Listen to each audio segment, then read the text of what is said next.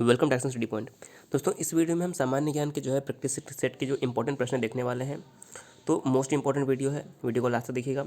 काफ़ी इंपॉर्टेंट प्रश्न है, काफ़ी अच्छे लेवल के प्रश्न आपको मिलेंगे इस वीडियो में। तो दोस्तों आइए शुरू करते हैं आज का वीडियो। हमारा पहला प्रश्न क्या है, देखिए, किस संहिता को ब्रह्म वेद कहा गया है। देखिए यहाँ पर ब्रह्मदेव नहीं, यहाँ पर ब्रह्म वेद लिखा हुआ है। तो किस संहिता को ब्रह्म वेद कहा गया है। देखिए सही उत्तर क्या हो जाएगा, जो हमारा अथर्ववेद है इसे ब्रह्मवेद कहा गया है। सही आंसर क्या हो जाएगा, ऑप्शन नंबर डी, अथर्ववेद को ब्रह्मवेद कहा गया है। बात करें अथर्ववेद की तो ये चारों वेद में इसका चौथा स्थान आता है और इसमें चिकित्सा, विज्ञान और दर्शन का वर्णन मिलता है। इसके अलावा अगर हम ऋग्वेद की बात करें तो यह सबसे प्राचीन वेद है। इसके बाद हमारा आता है यजुर्वेद, तीसरा वेद है सामवेद और चौथा वेद है यजुर्वेद। यजुर्वेद देखिए दो भागों में बटा हुआ है, कृष्ण यजुर्वेद और शुक्ल यजुर्वेद। और जो सामवेद है इसमें संगीत के बारे में जानकारी दी गई है। इस प्रश्न से इतनी जानकारी आपको मिल जाती है। दूसरा प्रश्न है, सोमनाथ मंदिर को 1025 ईस्वी में महमूद गजनवी ने लूटा और क्षतिग्रस्त किया। इसका पुनर्निर्माण किसने कराया। तो देखिए आप सभी को पता होगा, सोमनाथ ने भारत पर कुल 17 बार आक्रमण किया, जिसमें से उसका 16वां आक्रमण था। प्रसिद्ध सोमनाथ मंदिर पर उसका 16वां आक्रमण था। उसने मंदिर को लूटा और क्षतिग्रस्त किया, और इसका पुनर्निर्माण किसने करवाया ये आपको बताना है। तो देखिए अगर हम निम्न ऑप्शन को देखें तो सही आंसर हो जाएगा option number B, Kumarpal. Kumarpal ने सोमनाथ मंदिर का पुनर्निर्माण करवाया था। ऑप्शन नंबर बी इस प्रश्न का बिल्कुल सही हो जाएगा। अगला प्रश्न देखते हैं। अगला प्रश्न हमारा है, मोहम्मद गयासुद्दीन तुगलक ने से किस सूफी संत ने कहा कि दिल्ली अभी दूर है। देखिए गयासुद्दीन तुगलक यह तुगलक वंश का संस्थापक है। इससे किस संत ने कहा कि दिल्ली अभी दूर है। तो इस प्रश्न का सही उत्तर क्या हो जाएगा, इस प्रश्न का सही उत्तर हो जाएगा निजामुद्दीन औलिया। निजामुद्दीन औलिया ने गयासुद्दीन तुगलक से कहा था कि दिल्ली अभी दूर है। बाद में गयासुद्दीन तुगलक ने तुगलक वंश की स्थापना की थी दिल्ली सल्तनत में। तुगलक वंश की स्थापना किसने की थी, गयासुद्दीन तुगलक ने। अगला प्रश्न है, अकबर ने किस विजय के उपलक्ष्य में फतेहपुर सीकरी में बुलंद दरवाजा का निर्माण कराया था। देखिए प्रश्न मोस्ट इंपॉर्टेंट है, कई बार एग्जाम में पूछा गया है। तो अकबर ने किस विजय के उपलक्ष्य में फतेहपुर सीकरी में बुलंद दरवाजा का निर्माण करवाया था। राजपूत विजय, असीरगढ़ विजय, गुजरात विजय या फिर बंगाल विजय। तो इस प्रश्न का सही उत्तर हो जाएगा ऑप्शन नंबर सी, गुजरात विजय। अकबर ने गुजरात विजय के उपलक्ष्य में फतेहपुर सीकरी में बुलंद दरवाजा का निर्माण करवाया था। ऑप्शन नंबर सी करेक्ट हो जाएगा। अगला प्रश्न देखते हैं।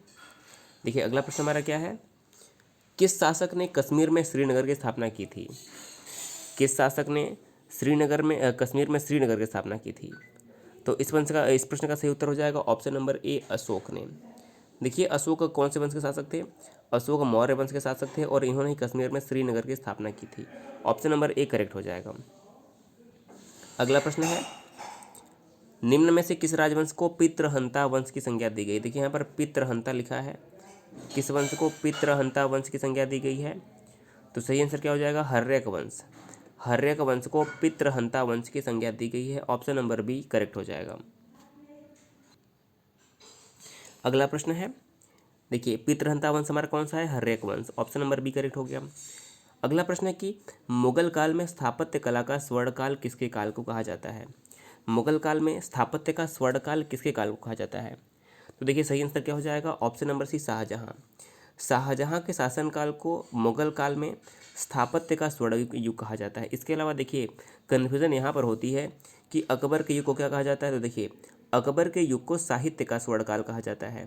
अकबर के युग को साहित्य का स्वर्णकाल और जहांगीर के शासनकाल को चित्रकला का स्वर्णकाल कहा जाता है। तो देखिए 3 प्रश्न बनते हैं यहाँ से, अकबर का शासनकाल साहित्य का स्वर्णकाल, जहांगीर का शासनकाल चित्रकला का स्वर्णकाल और शाहजहां का जो शासनकाल था इसे स्थापत्य कला का स्वर्णकाल माना जाता है। तो इस प्रश्न का ऑप्शन नंबर सी और बाकी ऑप्शन भी आपको याद रखना है। अगला प्रश्न है, शहद का मुख्य घटक क्या है, ग्लूकोज, सुक्रोज, माल्टोज या फिर फ्रक्टोज। तो देखिए जो शहद का मुख्य घटक होता है वो फ्रक्टोज होता है। Option number D, fructose correct answer हो जाएगा शहद के मुख्य घटक के रूप में। अगला प्रश्न देखिए क्या है, मार्फिन किससे प्राप्त होती है। जो मार्फिन है यह कहाँ से प्राप्त होती है, फूल से, पत्ती से, फल से या फिर तने से। तो देखिए जो मार्फिन होती है यह फल से प्राप्त होती है। ऑप्शन नंबर सी अगर आपने फल चुना है तो आपका जवाब करेक्ट हो जाएगा, क्योंकि जो मार्फिन है वह फल से प्राप्त होती है। अगला प्रश्न है, मनुष्य के शरीर की शल्य क्रिया यानी कि ऑपरेशन में आर्थोप्लास्टी क्या है? शल्य क्रिया को ऑपरेशन बोलते हैं, और शल्य क्रिया में जो आर्थोप्लास्टी है यह क्या है? ओपन हार्ट सर्जरी, गुर्दा प्रत्यारोपण, या फिर सही आंसर क्या हो जाएगा इस प्रश्न का? तो इस प्रश्न का सही आंसर हो जाएगा जो आर्थोप्लास्टी होता है इसे ओपन हार्ट सर्जरी बोलते हैं। तो इस प्रश्न का ऑप्शन नंबर ए करेक्ट हो जाएगा। अगला प्रश्न है, श्वसन क्रिया में वायु में कौन से घटक की मात्रा में कोई परिवर्तन नहीं होता है? यानी कि श्वसन क्रिया के दौरान वायु में कौन से घटक की मात्रा में कोई परिवर्तन नहीं होता है? तो इस प्रश्न का सही उत्तर हो जाएगा ऑप्शन नंबर डी, नाइट्रोजन। देखिए, जो श्वसन की प्रक्रिया होती है उसमें नाइट्रोजन की मात्रा में कोई परिवर्तन नहीं होता है। बात करें नाइट्रोजन की, तो हमारे वायुमंडल में, हमारे वातावरण में नाइट्रोजन सर्वाधिक मात्रा में पाए जाने वाला गैस है। और ऑक्सीजन की बात करें तो पृथ्वी के भूपर्पटी यानी क्रस्ट पर ऑक्सीजन सर्वाधिक मात्रा में पाया जाता है।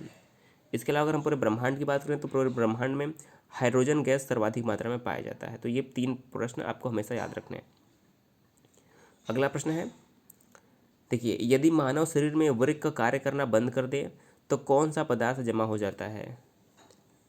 यदि मानव शरीर में वृक्क कार्य करना बंद कर दे तो शरीर में कौन सा पदार्थ जमा हो जाता है? तो देखिए, सही आंसर हो जाएगा ऑप्शन नंबर बी, रक्त में जो अपशिष्ट पदार्थ होते हैं वह जमा हो जाते हैं। तो ऑप्शन नंबर बी करेक्ट हो जाएगा।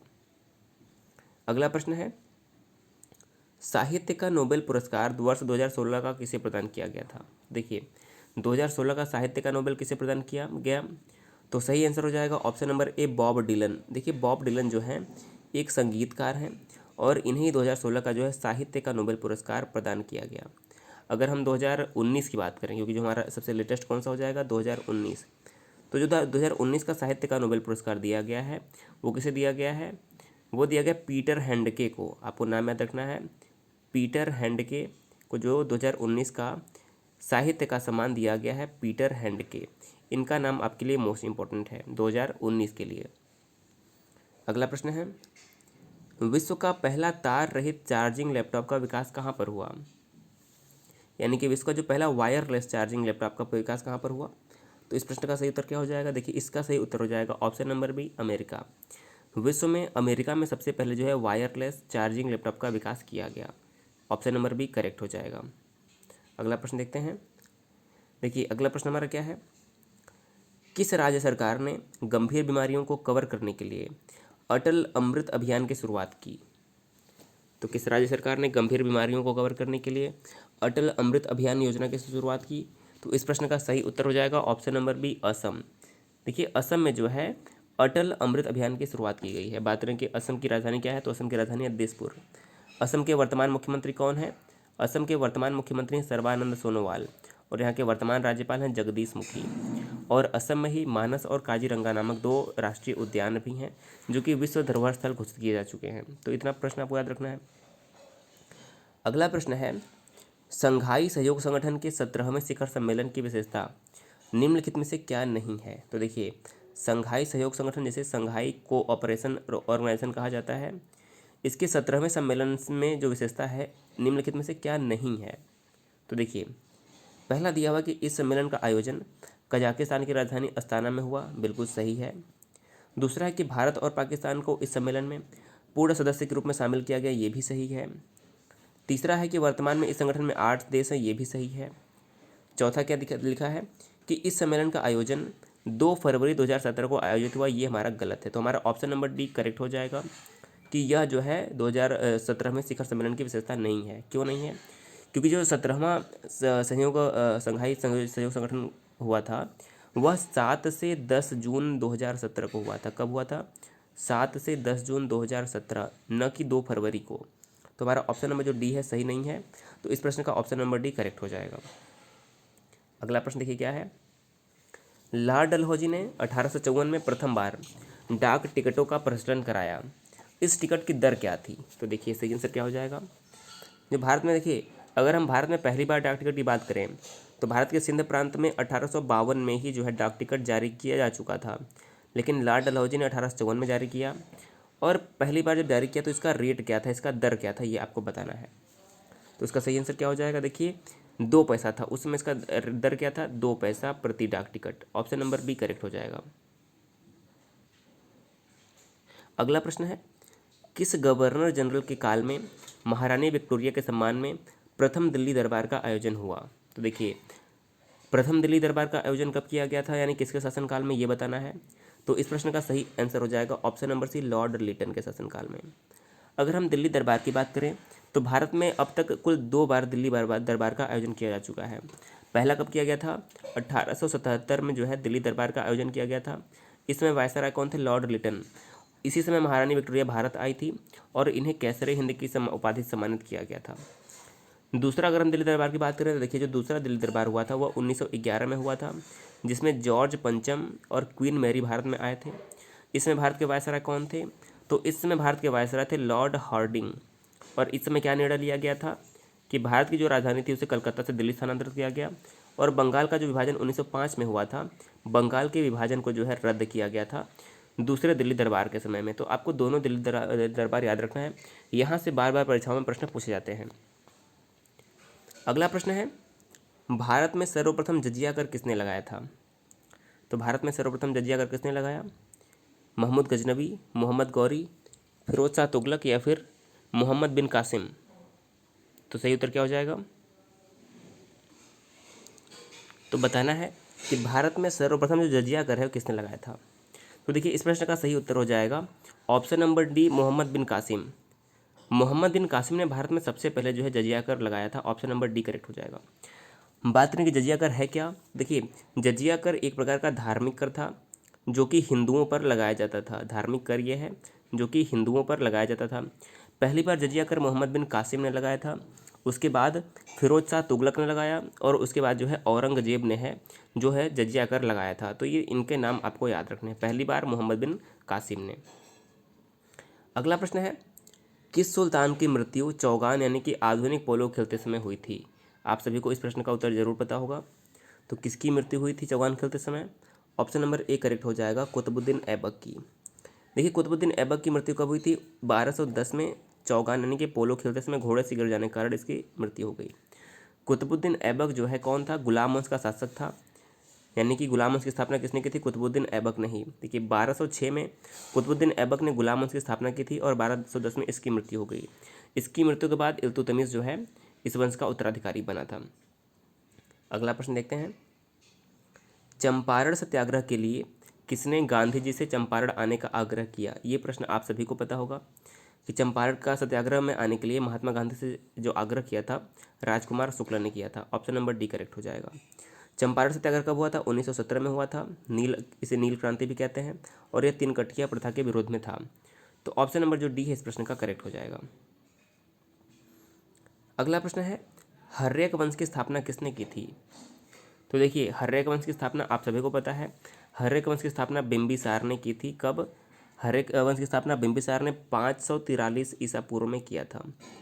इस वंश का दूसरा शासक कौन बना था? अजातशत्रु। और इस वंश का तीसरा शासक बने थे बिंदुसार। तो आपको याद रखना बिंबिसार ने जो है हर्यक वंश की स्थापना की थी। अगला प्रश्न, किस मुगल शासक ने आना नामक सिक्के का प्रचलन कराया था? किस मुगल शासक ने आना नामक सिक्के का प्रचलन कराया? तो देखिए, सही आंसर हो जाएगा option number C, Shahjahan. Shahjahan ने आना नामक सिक्के का प्रचलन करवाया था। बात करें शाहजहां की, तो शाहजहां के शासनकाल को स्थापत्य कला का स्वर्ण काल कहा जाता है। स्थापत्य का स्वर्ण काल। जहांगीर के शासनकाल को चित्रकला का स्वर्ण काल कहा जाता है, और अकबर के शासनकाल को साहित्य का स्वर्णकाल कहा जाता है। ये 3 प्रश्न याद रखने हैं। और मुगल साम्राज्य की स्थापना किसने की थी? बाबर ने। तो ये आपको पता है। अगला प्रश्न है, औरंगजेब की पत्नी रबिया उद्दौरानी का मकबरा कहाँ पर स्थित है? तो देखिए, जो औरंगजेब की पत्नी है का मकबरा है वह महाराष्ट्र के औरंगाबाद में स्थित है। कहाँ पर? महाराष्ट्र के औरंगाबाद में औरंगजेब का मकबरा स्थित है। करेक्ट हो जाएगा ऑप्शन नंबर ए। अगर हम आगरा की बात करें तो उत्तर प्रदेश के आगरा में शाहजहां का मकबरा है, दिल्ली में हुमायूं का मकबरा है, और बिहार के सासाराम में किसका मकबरा है? शेरशाह सूरी का मकबरा बिहार के सासाराम में है। तो चारों ऑप्शन क्लियर हो गए। अगला प्रश्न है, असहयोग आंदोलन का प्रारंभ सितंबर 1920 में हुआ। उस समय भारत का गवर्नर जनरल कौन था? तो देखिए, असहयोग आंदोलन 1920 में शुरू हुआ। इस समय जो भारत के गवर्नर जनरल थे वो थे लॉर्ड चेम्सफोर्ड। सही आंसर क्या हो जाएगा? लॉर्ड चेम्सफोर्ड उस समय भारत के गवर्नर जनरल थे। ऑप्शन नंबर बी करेक्ट हो जाएगा। अगला प्रश्न है, विजयनगर साम्राज्य की स्थापना किसने की थी? तो विजयनगर साम्राज्य की स्थापना हरिहर और बुक्का ने की थी। ऑप्शन नंबर बी हरिहर और बुक्का इस प्रश्न का करेक्ट आंसर हो जाएगा। अगला प्रश्न है, अलबरूनी महमूद गजनवी के साथ भारत आया, उसने किस पुस्तक की रचना की थी? देखिए, अलबरूनी एक विद्वान था जो महमूद गजनवी के साथ भारत आया। उसने किताबुल हिंद या तहकीक हिंद नामक पुस्तक की रचना की। किसकी? Kitabul Hind. Option number C correct हो जाएगा। देखिए, इसके अलावा अगर हम चचनामा की बात करें तो चचनामा की रचना किसने की थी? अली अहमद ने, जिसमें अरबों के सिंध विजय का वर्णन किया गया है। चचनामा में किसने रचना की है? अली अहमद। शाहनामा की रचना किसने की है? शाहनामा की रचना की है फिरदौसी ने। देखिए, मोस्ट इंपॉर्टेंट चारों बुक का नाम है। शाहनामा की रचना की थी फिरदौसी ने। और अगर रेहला की बात करें तो देखिए, इब्न बतूता ने जो है रेहला नामक पुस्तक की रचना की थी। तो ये चारों पुस्तक जो है मोस्ट इंपॉर्टेंट है। अलबरूनी ने किताबुल हिंद पुस्तक की रचना की थी। अगला प्रश्न है, ब्लू माउंटेन कहाँ पर है? तो देखिए, ब्लू माउंटेन संयुक्त राज्य अमेरिका में है। ऑप्शन नंबर ए करेक्ट हो जाएगा ब्लू माउंटेन के लिए।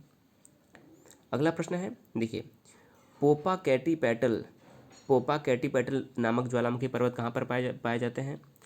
सही उत्तर क्या हो जाएगा? देखिए, मैक्सिको में। मैक्सिको यानी कि उत्तरी अमेरिका का एक देश मैक्सिको है। यहीं पर पोपा कैटी पैटल नामक ज्वालामुखी पर्वत स्थित है मैक्सिको में। अगला प्रश्न है, कोलोरेडो नदी पर कौन सा बांध नहीं है? कोलोरेडो नदी पर कौन सा बांध स्थित नहीं है? तो सही उत्तर क्या हो जाएगा? देखिए, इस प्रश्न का कोलोरेडो जो नदी है उस पर कैंजी नामक बांध स्थित नहीं है। इसके अलावा पार्कर, हुवर और डेविस ये तीनों बांध हैं। कैंजी वाला जो बांध है यह कोलोरेडो नदी पर नहीं है। तो ऑप्शन नंबर डी करेक्ट हो जाएगा। और आज का देखिए हमारा अंतिम प्रश्न क्या है, संयुक्त राज्य अमेरिका की राजधानी वॉशिंगटन डीसी किस नदी पर स्थित है? तो देखिए, जो संयुक्त राज्य अमेरिका की राजधानी वॉशिंगटन डीसी है, यह कौन सी नदी पर स्थित है किनारे? तो देखिए, पोटोमेक नदी के किनारे स्थित है। कौन सी? वॉशिंगटन डीसी पोटोमेक नदी के किनारे स्थित है। अगर हम मिसिसिपी की बात करें तो देखिए, जो मिसिसिपी मिसौरी है यह अमेरिका की सबसे बड़ी नदी है, मिसिसिपी मिसौरी। और जो वॉशिंगटन डीसी है वो पोटोमेक नदी के किनारे बसा हुआ है। तो दोस्तों, इस वीडियो में आपको जो सामान्य ज्ञान के मोस्ट इंपॉर्टेंट जो प्रैक्टिस सेट का प्रश्न आपको मिला है, जो कि काफ़ी इंपॉर्टेंट है। आपने कितने सही किए हमें ज़रूर बताइएगा। वीडियो कैसा लगा हमें ज़रूर बताइएगा। अगर आपको वीडियो पसंद आया जरूर शेयर कर दीजिएगा। दोस्तों, अगर आपने हमारे चैनल को अभी भी सब्सक्राइब नहीं किया जरूर सब्सक्राइब कर लीजिएगा। दोस्तों, आपको जो रात में 8 बजे जो है पॉलिटी के भी मोस्ट इंपॉर्टेंट यानी कि जो पॉलिटी है इसके अच्छे क्वेश्चन, मुश्किल क्वेश्चन यानी कि आपको मिलने वाले हैं। तो वो वीडियो ज़रूर देखिएगा, आपके लिए काफ़ी इंपॉर्टेंट होगा। दोस्तों, वीडियो देखने के लिए बहुत बहुत धन्यवाद।